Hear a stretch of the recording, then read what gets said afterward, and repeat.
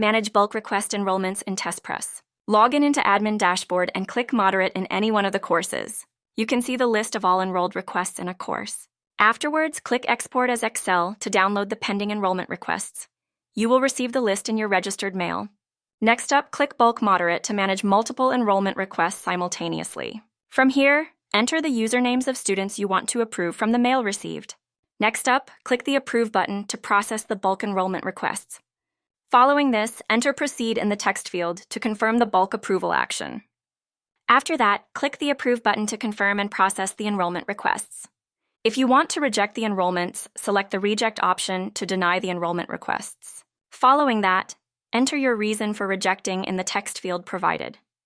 Now enable the checkbox to allow students to resubmit after rejection. Next, click the Reject button to reject the enrollment request. After that, click the Reject button to confirm bulk rejection of enrollment requests. Click on Task from Background Tasks to view the details and status information from where you can access the success and failure report of the tasks. You can access all approved and pending requests in Dashboard. Learn more about our features and benefits on our website, testpress.tech.